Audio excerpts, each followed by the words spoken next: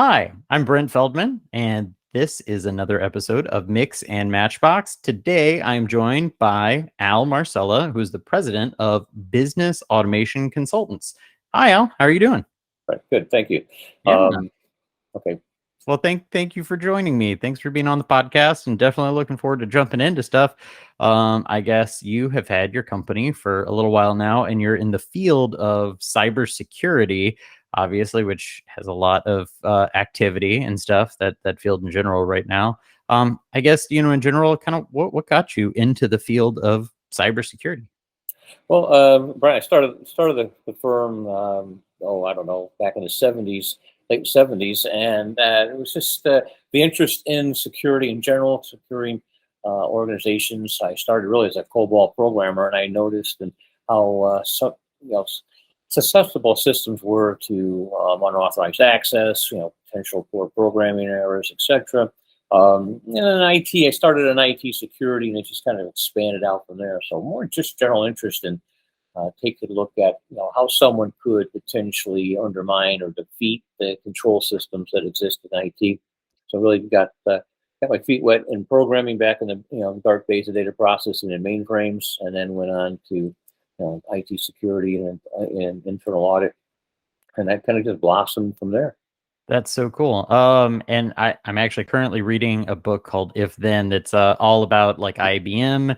They have stories of Fortran and just Oh all yeah. all that stuff. So actually that's fascinating because like especially as computer systems have developed, definitely I'm sure the loopholes have gotten bigger and I guess maybe smaller in cases too. But yeah, I'm sure there's been a lot of developments, but it's cool field to have gotten into at that point. Yeah, certainly starting out in programming gives one a deeper insight into the IT, looking at how machines actually work and making them work. And the code is just as good as the person programming it. So if someone's programming bad code or trying to just, defeat the code, it gives you a better insight. And having written code both in COBOL and Fortran, assembler language, you get a little bit deeper insights in the machine themselves. So it's kind of cool. It's kind of cool. That is, yeah, that's super cool. And I guess your company has allowed you to, to travel quite extensively, as you kind of told me the other day, which is really cool. And you've been to, many places. It sounds like. So, what are some of your favorite places? I guess that your job has brought you to. Yeah, I just mentioned it's just a great career in the sense of being able to see the world, been able to live and work in or travel to 70 foreign countries to date. And of the top, I mean, there's always those that are kind of special. And at the top of the list would be like Oman, Scotland, Norway, Peru, and then right here in the U.S. Pacific Northwest. It's always been a fun place to go. So just always, I mean, I love travel, international travel. I think everybody, U.S. citizen or a global citizen, should have a fat passport and just see the world as much as you can. It was really, it's a good opportunity. That's super cool. Okay, you cited the Pacific Northwest. Any choice spot up there? Yeah, probably Washington or well, more or less Oregon. We've done a lot of hiking out in the Oregon area. So right in that northwest corner, Oregon probably better. Out of the two, I'd pick Oregon over Washington. So I apologize to those folks listening from Washington, but go Ducks. Yeah, yeah. No, I got a chance to visit both, and I'm with you. Oregon's beautiful. It's amazing, and I love Washington. It's great, and like even going up north and stuff into like British Columbia. But I know I think I'm with you on that. Yeah, well, it's got the diversity of topography too. You got the West Coast; it's got the lush green, forests. You got the ocean, and if you go further east, you got the high desert. So you got like three different ecosystems all in like one state, and even further south. But this, Oregon's a pretty good place to visit. Yeah, maybe the next thing is to start a travel blog. There you go. Oh yeah, I'm up for that. Send me on the road. I can do that. No worries. Interesting. Well, I just travel right now these days. Not to belabor much longer, but I just got back from Germany, and travel is it's still kind of rough around the edges, given post pandemic and everything else. But Took me 3 days to get to Germany. My destination took my luggage 4, so it wasn't that pleasurable this time around. Hopefully it'll get better for sure. Definitely. Oh my gosh, yeah, fingers crossed. Yep. Well, as you've, been within the field for, a while since you started your company, what would you say are some of the things that maybe are the same and, what has changed in that period of time? Well, certainly what's changed is the technology. I mean, it's changing. If you want to you could say hourly, but not to be facetious. It's certainly changing quickly, much more rapidly. In the past, I think exponentially as quick technology is changing. The applications of the technology and the barriers that some of the technology are reducing. So that technology as the primal is what's changing and has changed. And you're looking at where I started my career, mainframes and programming. Now you're looking at artificial intelligence, and you're talking about machine language. So even in that area, in that aspect, that changes so rapidly. And then the application of that technology. I mean, most of us my age, most folks today have more computing capacity on their wrist than I had on my desktop when I started, back in the 70s in IT. So Yeah. obviously, what's still the same? Threat actors. Bottom line, from a cybersecurity and IT security, we still have threat actors. They may look different, but they're still threat actors. There's always someone trying to circumvent the controls. Always someone trying to get into your computer systems. Always someone trying to steal information. I mean, data, as we look at it, relatively speaking, data are an asset. All right. So, if you want to say that the second most important asset in your organization, personnel being the most and then data being the second, it's a commodity. And those data are valuable to somebody, no matter how insignificantly, seemingly non-useful or insignificant to somebody, all data has value. So from that perspective, then someone is going to be able to try to steal it. So threat actors would be the same. They're just different. They come in different sizes and different forms, and from different places. But I would say that would be the one constant we've had over the years. It's persistent. Yeah, not going away. No, they're not going away. They're just finding better ways to do it, and craftier ways to do it. So, which in all senses, called job security. Totally. Well, and actually, maybe to that point, like, what would you say is like the most exciting part of the job? Because, like, obviously, you're seeing things like international espionage, or like, I don't know, like probably some really crazy stuff. But yeah, what makes it exciting though? Well, that's exactly that. It's constantly changing. So what you look at or work on, 3 months ago, it could be completely different. Or you go into a company and what you look at or what you looked at in the past for them, now their environment could completely change depending on, their acquisitions or the type of technology they brought on board. Personnel it's always a challenge. I mean, we love our employees, but from a security person's perspective, those are our weakest point of the company. So you have a 100-employee firm, you have 100 points of potential failure. Those employees could be compromised. So I think you ask, what's the most exciting part? Is to sit down and think about, okay, and maybe to say it concisely, being able to work and think like a threat actor. So if I had to break into this system, if I had to circumvent the control, if I wanted to steal, how would I do it? And if I could think of some way to do it, then certainly someone else has thought of either the same way or something a little bit more craftier. And so then, all right, now how do you go and how would you mitigate that exposure? And how do you recommend to management what they might do in order to make that less of a target, make themselves less of a target? Definitely not trying to incriminate you here, but does that ever tempt you to I've always said to colleagues who similarly ask the same question, I've yet to find a country that I want to live in permanently with no extradition. so I found a lot of countries I'd love to live in for a while, but maybe not permanently. And certainly the countries have extradition orders. So I've been tempted. Well, not in other words, you see what can be done so that you go to management, like, here's how it can be done. And it's to management, sometimes either they don't want to believe it's going to happen to them or they don't see it, but you can see it as, there's ways you can make some significant, it's a side hustle. But again, most of it is illegal and or unethical. So we just kind of, point it out to management, put it in the report, and go from there. There you go, and let them hopefully take care of it. Take care of it, right? All right.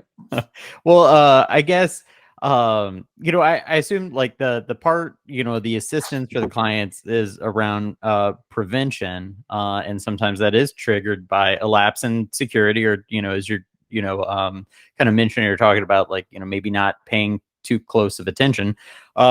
Is that an area that you've noticed that companies are keeping themselves exposed regularly? Like, is that, do you notice like frequent lapses in security, or like, really apparent ones that seem to happen a lot?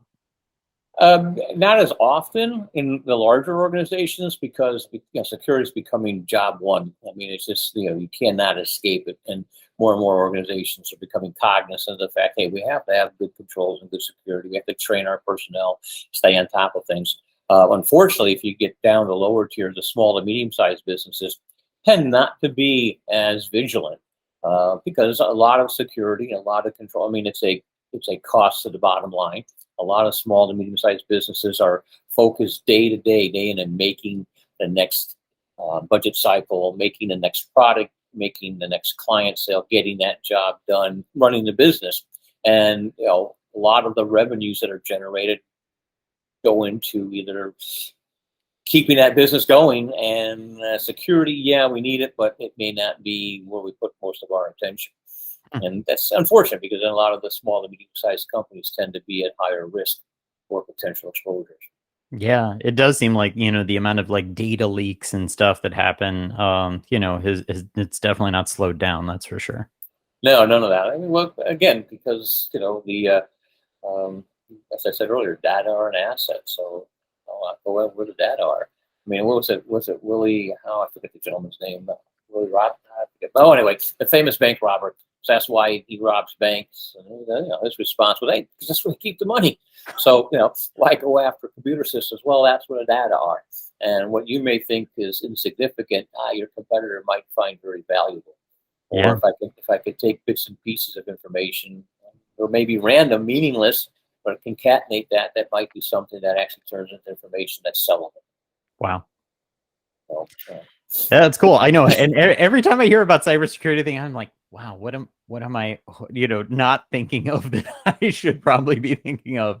And that's why I guess it's always good to have somebody around to look at those things. But I know that you've also kind of like done cyber forensics, helping put together, pieces, data trails of like, maybe who committed a crime or stole data. I guess, when you're kind of looking at that kind of information, I'm sure obviously you find the flaws in, somebody maybe trying to cover their tracks, but where are those criminals, the hackers, or any, whatever threat actors, I guess, where are they usually making their mistakes? Not to give everybody the lesson on what they should think about, but well, basically, most of the really, really good cyber criminal, all right, or the cyber terrorist, you're probably not going to catch, because that person is being paid to provide information, provide data to someone who's willing to pay a lot of money for it. So they're not going to, they don't care about their 15 minutes of fame on the well. They're not looking for anything. They're going to keep well below the radar, and you probably will never find them in your system. So it's the folks that get a little sloppy, that think, well, I can just erase a file, or I can trash a disk, and you won't find the data, but are not cognizant of the facts of concepts like Slack space, where the forensic analyst can look into Slack space and find remnants of a document, or remnants of an email that might be just a piece of information that is evidential matter enough to be significant to say, hey, this is what you did, or what you were doing, or who you communicated with. Looking at that with the appropriate forensic tools, one can identify the make and model of a thumb drive that was attached to a machine and when it was attached. So, I mean, there's a lot of technology out there in the right hands that can specifically look for those digital footprints and those digital crumbs that most end users have no idea that even exist. And they think, unless you take a thumb drive, hard drive, and pulverize it back into silicon and spread that across the 7 beaches on the 7 continents equally, you may, and I emphasize may, be secure. But other than that, I mean, there are ways to grab information off of media that exists today that most people don't even realize. Wow. I mean, I've seen cases where you can actually, you put together a hard drive and someone broke it. We'll take the pieces and put it into a plastic mold, and then be able to read the fragments of the drive, and just pick information off the individual sectors off the tracks. So data are still there unless you completely destroy it. That's amazing. Yeah. Okay. And by the way, this kudos to all the playwrights and the professionals that are actors and actresses, but you really just can't simply solve the crime before the commercial or within an hour. So the stuff we see on NCIS and CSI, I mean, it's great. It's a lot of the stuff is great entertainment, but I have yet to work with a firm that was able to get a DNA match in 10 minutes, Yeah. So got to keep that stuff in mind. Yeah, definitely. I love the clips of where they keep continuing to zoom in, and there's like it's seemingly infinite resolution that they have to that's the thing that always kills me. I was like, that it can't do that. You can't do that. And that honestly is sometimes the challenge for some of the colleagues that actually work and are testifying experts, expert witnesses, because you're really dealing with, if you do 12 people that are juries of your peers that come in that have just watched this an episode of CSI. Well, I just saw them do that. Why can't you guys do that? What do you mean you can't? And so you kind of have that. And in fact, there was a really good book out there on the CSI effect. From an attorney trying to defend evidential matter when looking at, well, they did it on television. How come you guys can't do this?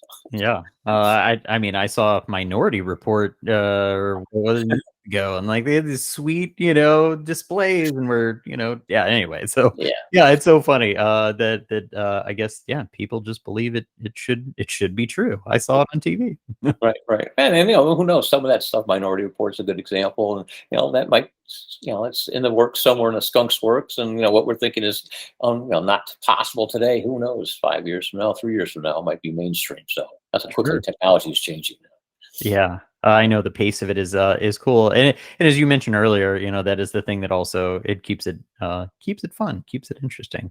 In terms of I know we've been talking about threats and threat actors and stuff like that, but on a global scale, is there anything that you could point to that you feel like is maybe like a big risk, or things that maybe people should think about or watch out for?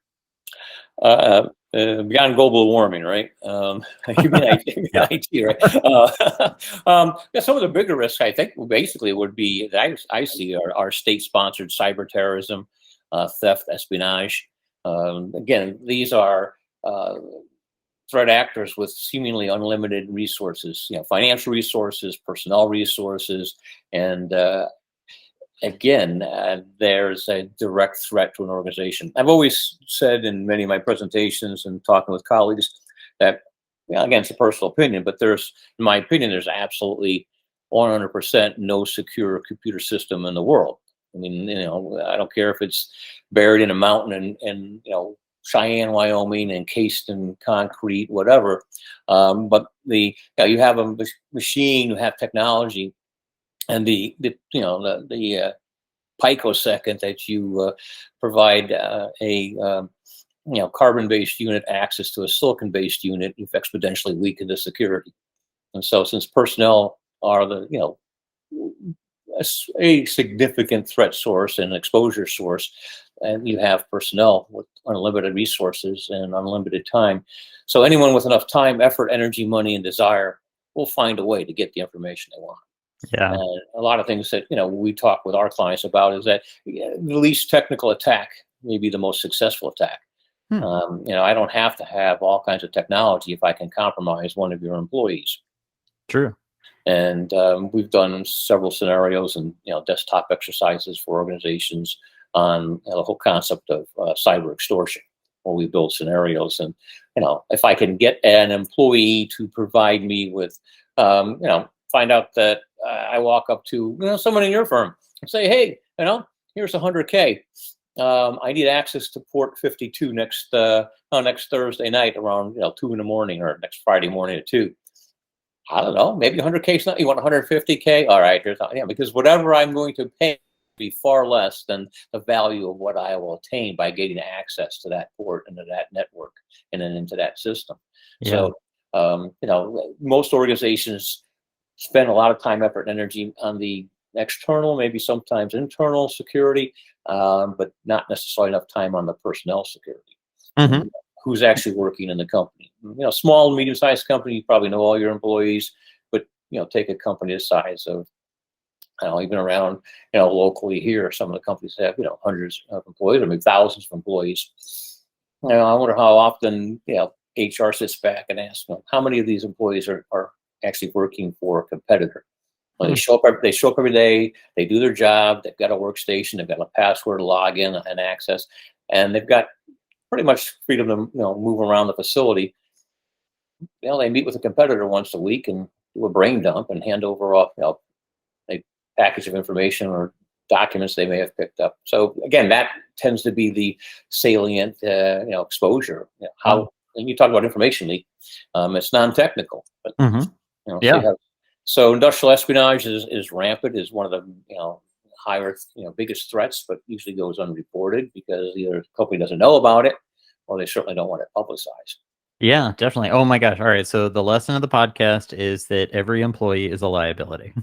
Well, we can kind of talk about, it is, and you want you like your employees, you trust your employees, but I go back to good old Ronnie, trust but verify. What do the employees have access to? What should they have access to? What was the last time you did a background check? What's the security? What's your insurance? I mean, should an employee abscond with data? What's the liability to the organization? Does each employee, or does every employee really need to have access to all these files and all these data? It should be on a need to know basis. It should be restricted to their job function. How do you know if they're deleting files or copying files, or taking data out of the building? A lot of companies, we've done reviews for organizations, are so concerned about employees bringing something into the office, but you can have all the front end controls, but if you don't think about what they're taking out, then you're exposed as well on the outside. So I come in with nothing, but I leave with I come in with one laptop and I leave with two. Because someone left the laptop unsecured somewhere, and I walked out with it. Well, you just lost whatever was on that laptop. Wow. Yeah. Now that makes me think of Office Space and the thumb drive, and I don't know, but dude, yeah, I definitely just as much as you're right. Yeah. Kind of joking about it is like that seems real. And it's funny, just as though, people might, think about those big, cyber terrorist events, or like state sponsored cyber terrorism. I think it's a fair point that, there's a lot of sources of, potential weakness and, just the people that you have around you, the people that have access. So, no, it's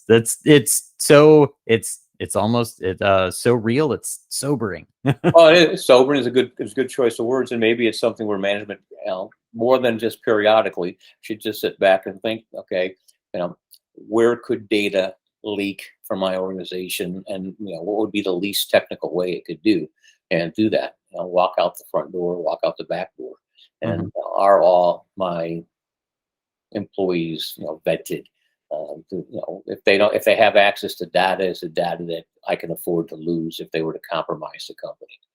Yeah. What would be the risk to the organization if next year's budget or next year's marketing plan, or the top 200 client list was released, or whatever the case might be? What's the financial damage, the economic damage? What's the reputation and brand damage? Yeah, definitely. I'm actually thinking of all the things that, just financial information. Upcoming, formulas for products, all sorts of stuff. And as we're talking about those kind of, those things of things that people might be interested in, have you ever seen any thread in what that maybe, of what maybe like those threat actors are after? Is it, generally money related or influence or activism? I'm sure you've seen probably maybe a variety of different motivations. And as you mentioned, yeah, people can easily be, sounds like, paid off probably for, trying to get access to the data. But yeah, have you noticed any sort of thread over time? Yeah, I mean, that's a very good question. It's hard to, I'm not sure I can pinpoint any one driving force that would motivate a hacker, because hackers themselves are different. Some do it, as I said before, maybe for that 15 minutes of fame. Some will do it for political reasons. Some will do it for, hey, I'm just better than you. Some will do it for personal satisfaction. Some do it for the money. I mean, I don't think there is one specific thread or one type of characteristic or one type of hacker. They fall under a variety of different. And unfortunately, I mean, hackers today aren't the same ilk of hackers again when I started. I mean, hackers had a really different connotation back in the 60s and 70s, when it was more of a scientific approach. It was trying to solve problems, trying to find an error or problem in the programming and fix it. It wasn't out to create social unrest or political upheaval or destroy data or seek ransom. So the whole term is kind of morphed and changed from what it started to be to what it is today. So motivation is probably across the spectrum. All Sure over the board. Yeah, I'm sure someone who does personality trait analyses would have a field day trying to do that profile of a hacker. It could be that multi-faced Janus type person. Mhm. Who knows? Yeah, yeah. Yeah. Yeah. Well, I guess maybe for yourself, as obviously, you've been in this field, you see things day in, day out, been to multiple, countries, worked with companies all over the world. How do you treat your own kind of personal information? And, are you afraid of somebody getting access to your own information? Or is it just something you kind of, do what you should and don't worry about it too much? Well, I'm very, very cautious of my information. I mean, you still think my name is Al, right? I think so. Yeah. Okay. Yeah. No, I'm very cautious about what I put out there, and the question or my approach is just always ask, well, why do you need this information? If the information is not relevant or it's not it's not necessary to complete the transaction or whatever it might be, then why ask it? Why provide it? And I've found many times people will put information simply because it's on the form. But if you don't put it on the form, the person collecting the form, whether it's electronically or even hard copy, doesn't ask for it, doesn't require it, doesn't ask. They just take the form. So, and I think a lot of time people put information out there just because simply it's being asked of them, without stopping for a minute and saying, well, why is it being asked? Is it really relevant to what I'm doing? And if I don't provide it, is that going to be a problem? And if it is, they're going to, someone will ask me for it, and I have a chance to ask more questions. Well, why do you need it? How do you use it? What are you going to do with it? How do you protect it? How do you delete it? So yeah, I am pretty cautious about what goes out there, simply because, I mean, the whole idea of social engineering, which has been around for decades, has just become easier and easier. Back, I don't know now, somewhere in early '80s, I wrote a book um, on identity theft before we had identity theft as it looks like today. And even back then, it was so easy. It was much, much, much easier to be that doppelganger. And today, a little bit more difficult. People, to some degree, are a little bit more cautious and curious. But I still see people going into, when I was at Starbucks the other day, well, before a couple weeks ago, I guess it was, and this person just walks in and they're waiting for their drink, and they go up and they scan this, QC code for some kind of cents off coupon. I'm thinking, well, it wouldn't be that difficult for someone to create their own, QC codes, just tape it over that and have you send you to somewhere, that you don't want to go, or somewhere that, might seem like the retail operation. And all of a sudden I'm just getting all this information from the mobile device. But the person who seemed to think twice about it just scans it with no problem. Mhm. Yeah, long answer to a short question, but I'm pretty vigilant and protective of limiting what information I put out there. All right. So Well, some of it you can't restrict, some of it you can't, but when I can, I am. I definitely I feel like that's going to make me just more slightly more cautious after we have this conversation here. Yeah, I'm going to think about it probably a little bit more. And so in terms of the field in general, have you seen any new cool breakthroughs, things that have maybe come out in allowing you better access to, as you mentioned, like like making a mold of a drive and then kind of accessing the sectors and stuff on it? Like, has there been any things that you feel like have been like monumental in helping discover or prevent cybercrime? Well, I think prevent is probably never going to happen. I often cringe when I speak to, well, you can't prevent. If someone's going to want it, they're going to do it. So mitigate would be maybe the strongest word, to mitigate, or at least to identify potential weaknesses, securities. One package, and again, there's no promotion here, there's no remuneration, but I'm just saying package that we've looked at and we've used. It's called Kina VM. It's kind of an interesting piece of software because it looks at real world threats and exploit intelligence, combines data science and analytics and AI to look at vulnerabilities and determine which are the highest risks and which ones you really have to worry about. So an organization can kind of do a risk inventory if they wanted to use software to say, hey, these are areas that we should really focus on. So from a software perspective, and then just the blending of the augmented use of data analytics. We do a lot of work, a lot of presentation to clients on data analytics and how those can be applied to fraud analyses, for example. Looking at where the fraud may be. You don't have a whole lot of time, you don't have a lot of resources and personnel, so how can I look at using the predictive analyses that come with the analytic tools to say these might be areas that would be a higher potential for fraud. Let me concentrate my resources there. That's kind of an approach more from that perspective. Cool. Yeah, that's really neat. And all right, in all the things you've seen, what would you say was maybe one of the most or more creative hacks that you were ever able to kind of uncover? Well, I mean, I don't know, uncover. I'm not sure. Oh, I didn't uncover them. I mean, and then creative, like I said, are, and some of them are old school because they go back days, but they were clever enough because people thought of like the non-technical ways. I'm thinking, more and more people are using technology, but technology is getting better, and more people are trying to clamp down the technology. So going old school and trying to look at the least technical attack. There was one case we had that was kind of interesting, but this was in Europe. This individual had, and this was back in the day, so went into his local branch of the bank and replaced the deposit slips with his deposit slips. So when a depositor came in, they would just typically would take out a blank slip and fill it out and hand it to the cashier. Well, they would take the slip out of the bin, but it had his micro numbers on it and would be recorded to his account. And so he'd have it, the person would come in and show their deposit slip, but then the bank would credit them, but also deposit the money in this guy's account because it went automatically. The bank micro numbers were read.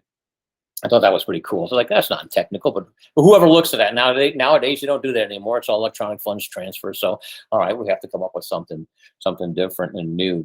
So that wasn't really, super technical, but, and then even something like, Captain Crunch back in the 70s, one of the first quote unquote hackers. He breaks and hacks into a phone system with a toy whistle or a cereal box. Oh, okay. So that's not technical, but you're circumventing the security. How many people at Bell Systems thought, gee, someone could do this and circumvent the system and make a call with mimicking the exchange tones on our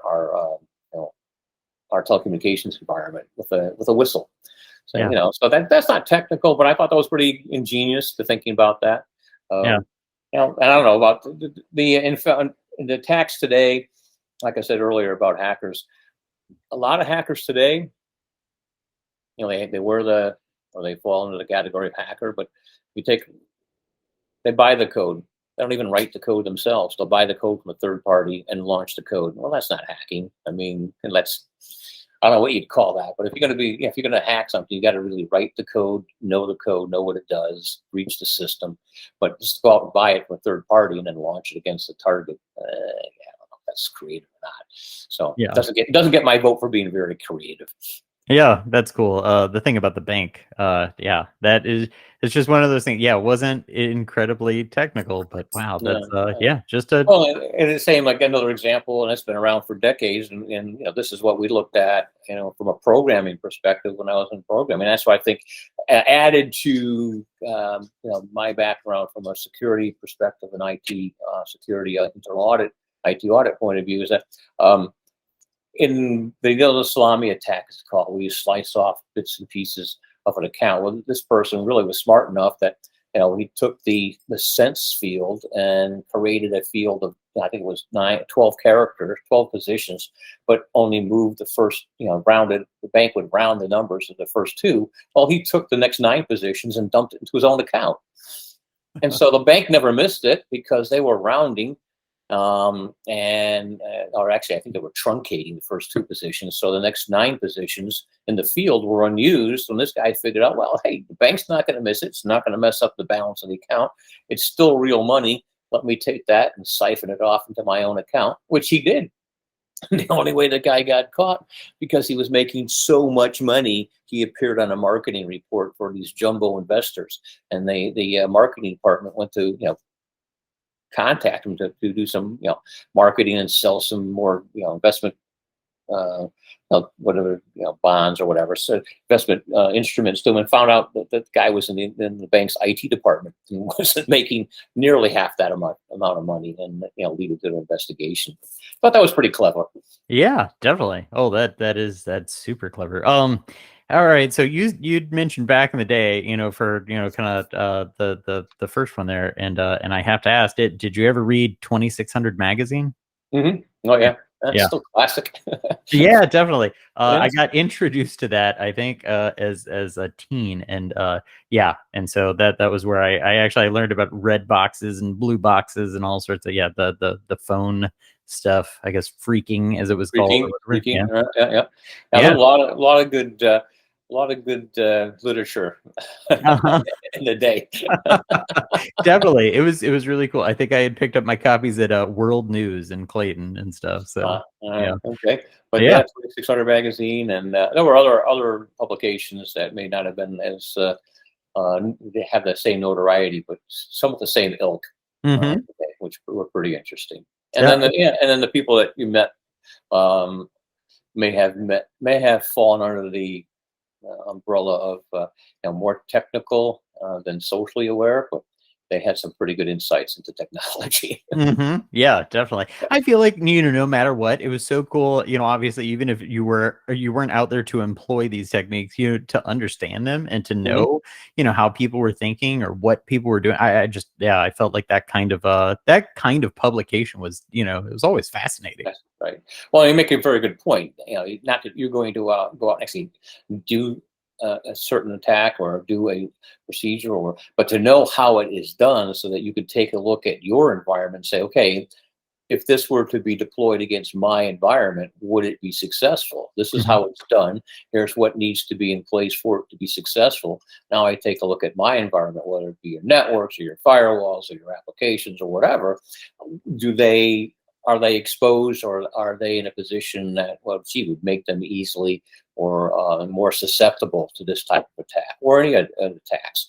And if they are, then that's your opportunity to go in and try to harden those environments. Yeah, Yeah. definitely. Yeah, always tools for just, how people think, and I guess that can help you, as you mentioned, yeah, earlier on in the podcast, like, understanding that, and yeah, how can you employ that to hopefully, yeah, not necessarily prevent things, but mitigate. Right. And Yeah, then trust but verify. yeah. So Yeah. from that perspective as well. Well, it's cool. Well, I have to say, like, all of this is definitely it's half terrifying, half fascinating. Definitely because of all the things your mind could go on a rampage of thinking about, just opportunities for cybercrime or hackers. But it is. I feel like at the end of the day, it's such a neat field. And definitely, I really appreciate you being on the podcast to share all this and all the experience and stuff that you've had. So yeah, thank you so much. Well, thanks, Brent. Appreciate the opportunity, Brent, and look forward to doing it again sometime. Absolutely. Yeah, Yeah. would be happy to have you on again because I'm sure this field is not slowing down. So, yeah, All thanks. right. Well, thank you, sir. Appreciate it. Absolutely. Well, this has been another episode of Mix and Matchbox. We'll be back soon with more content.